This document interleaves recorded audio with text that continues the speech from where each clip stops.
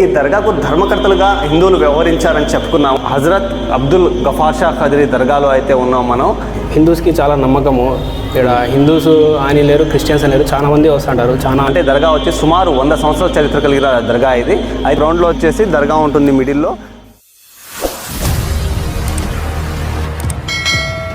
Hi hello friends, నేను మీ Ali. Welcome back my channel. ఏదో ఒక ఇంట్రెస్టింగ్ టాపిక్తో మీ ముందుకు వస్తుంటాను. ఈరోజు కూడా మరొక ఇంట్రెస్టింగ్ టాపిక్తో మరొక దర్గా వ్లాగ్తో మీ ముందుకు వచ్చాను. మన సబ్స్క్రైబర్లో ఒకరు కామెంట్ పెట్టారు, అస్సలాం వలైకుం, నేను కడప జిల్లా కమలాపూర్ దర్గా గఫారియా నుంచి రిక్వెస్ట్ చేస్తున్నా, కమలాపూర్ దర్గాకు వచ్చి ఓ వీడియో చేయండి బ్రో అని చెప్పి మెసేజ్ పెట్టారు. దాంతో మనం వచ్చేసి కడప జిల్లా కమలాపూర్లో ఉండే దర్గాకైతే మనం ఈరోజు వచ్చాం. ఆ దర్గా విశిష్టత ఏంది, ఆ దర్గా హిస్టరీ ఏంటి, ఆ వివరాలన్నీ కూడా మీకు ఈరోజు ఈ వీడియోలో తెలియజేస్తాను. నాతో పాటు వచ్చేయండి. ఇప్పుడు మనం కడప డిస్టిక్ కమలాపూర్లోని హజరత్ అబ్దుల్ గఫార్ షా ఖద్రీ దర్గాలో అయితే ఉన్నాం మనం. గఫార్ షా ఖద్రీ దర్గా వచ్చి సుమారు 100 సంవత్సరాల చరిత్ర కలిగిన దర్గా ఇది.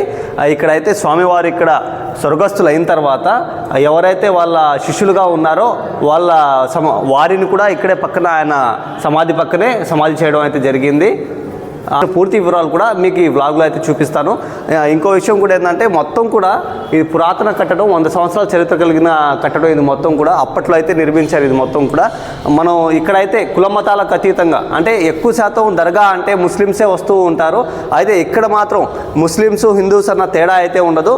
ఇక్కడ మరొక విషయం చెప్పుకుంటే ఇక్కడ ఈ దర్గాకు ధర్మకర్తలుగా అప్పట్లో ఏదైతే దర్గా నిర్మించారో తొలుతలో, అప్పుడు ధర్మకర్తలుగా హిందువులు కూడా ధర్మకర్తలుగా వ్యవహరించారు.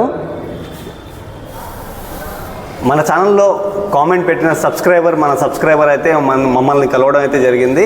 అసలు ఆయన అడిగి తెలుసుకుందాం ఈ దర్గా హిస్టరీ గురించి. ఆయన ఎప్పుడు కూడా ఇక్కడే ఉంటాడు కాబట్టి దర్గాకి సంబంధించిన వివరాలు కూడా కొన్ని మనం ఆయన అడిగి తెలుసుకుందాం. చెప్పండి, అంటే దర్గా గురించి పెట్టారు కదా కామెంట్, అంటే దర్గా గురించి విశిష్టత మీకు తెలిసినంతవరకు ఏంటి? ఈ దర్గా అనేది 100 సంవత్సరాలు కలిగిన దర్గా. ఇది చాలా పురాతనమైంది. హజరత్ గఫార్ షా ఖద్రీ మహనీయులు అయితే అక్కడ బగ్దాద్ నుంచి వచ్చి ఇక్కడ చాలా కరామతులు అనేది చూపించారు ఇక్కడికి. ఇక్కడ చాలా బాగా జరుగుతుంది అండి. ఉరుసు కూడా చాలా వైభవంగా ఘనంగా జరుగుతుంది. కవాలి పోటీలు, బండ, ఇది అన్నీ జరుగుతాయి ఇక్కడ. విశిష్టత ఏంటంటే 3 రోజులు 3 పూట్ల అన్నదానం కూడా జరుగుతుందండి. ప్రతి శుక్రవారం కూడా చాలా వైభవంగా అన్నదానం కూడా బీదోళ్ళకు పంచుతారు. అన్నం 3 టైంలు కూడా అన్నం అయితే పంచుతారండి ఇక్కడ. ఓకే, అంటే విశిష్టత చెప్పారు కదా, అంటే ఎవరైనా ఇక్కడికి వచ్చేసి అంటే ఏదైనా కోరుకొని వాళ్ళకి నెరవేరిన తర్వాత ఇక్కడ రావడం, మళ్ళీ మీతో చెప్పడం, ఇట్లాంటివి ఏమైనా జరుగున్నాయా అంటే ఫ్యూచర్లో? చాలా జరిగి ఉన్నాయండి. ఎటువంటివి జరుగున్నాయి ఇక్కడ? పెళ్లి కానోళ్ళకు పెళ్ళి అవ్వడము త్వరలో, ఇలాంటి కొన్ని అవి ఉంటాయి ప్రాబ్లమ్స్ ఇంట్లలో, ఇంకా చాలా ఉన్నాయండి ఇక్కడికి. ఇంకోటి కూడా ఏంటంటే దర్గా అంటే ఎక్కువగా ముస్లిమ్సే వస్తుంటారు పోతుంటారు. ఇక్కడ నేను చూసింది ఏంటంటే, అంటే దర్గా అంటే ఇక్కడ ఎక్కువగా అంటే ధర్మకర్త వీళ్ళందరూ కూడా హిందూస్, ప్లస్ వచ్చేసి దర్గాకి వచ్చే వాళ్ళు కూడా హిందూస్ కూడా ఎక్కువ ఉన్నారు. అంటే దీన్ని మనం ఇక్కడ అంటే హిందూస్కి ఎందుకు అంత ప్రత్యేకత, ఎందుకు వస్తుంటారు హిందూస్ ఇక్కడికి? హిందూస్కి చాలా నమ్మకము. ఇక్కడ హిందూస్ అని లేరు, క్రిస్టియన్స్ అని లేరు, చాలా మంది వస్తుంటారు. చాలా కులాలు మతాలు అతీతంగా వస్తూ ఉంటారు దర్గాకి. ఓకే, వాళ్ళకు కూడా నయం అవుతూ ఉంటుంది. అంటే ఏదైనా కోరితే కోరిన కోరికలు తీరుతూ ఉంటాయి. ఒకసారి మనం చూసుకుంటే దర్గా వ్యూ చూసుకుంటే మనకైతే చాలా బాగుంటుంది. టోటల్గా మొత్తం కూడా ఏంటంటే ఇక్కడ గ్రౌండ్ అయితే ఉంటుంది మొత్తం ఖాళీగా. ఆ గ్రౌండ్లో వచ్చేసి దర్గా ఉంటుంది మిడిల్లో. టోటల్గా మనం రౌండప్గా చూసుకుంటే చాలా అట్రాక్టివ్గా చాలా బాగుంటుంది మనం చూడడానికి. ఇంకోటి కూడా దర్గాలో అంటే గంధమోత్సవం ప్రతి ఏడాది గంధమోత్సవం జరుగుద్ది. ఆ గంధమోత్సవం జరిగే అప్పుడు ఇక్కడ మొత్తం రద్దీగా అయితే ఉంటుంది. ఇక్కడి నుంచి అంటే ఏదైతే గంధమోత్సవం జరగద్దో ఆ గంధమోత్సవం సుమారు 500 మీటర్స్ 600 మీటర్స్ దూరం నుంచి ఇంట్లో నుంచి అయితే గంధమోత్సవాన్ని తీసుకొస్తారు. అప్పుడు మొత్తం కూడా ఏంటంటే క్యూ పాటిస్తారు. అయితే కనిపిస్తుంది కదా, ఈ బజారు మొత్తం కూడా ఏంటంటే భక్తుల రద్దీతో అయితే కిటకిటలు ఆడుతూ ఉంటుంది. ఈ గ్రౌండ్ మొత్తం కూడా ఏంటంటే ఫుల్గా అయితే నిండిపోతుందని చెప్పుకోవచ్చు. ఇంకోటి కూడా ఏంటంటే ఇక్కడ ప్రతిరోజు కూడా లంగర్ఖానా అంటే ఉచితంగా అయితే ఎవరైతే ఇక్కడ వస్తారో భక్తులు వాళ్ళకైతే అన్నదానం కూడా చేస్తారు.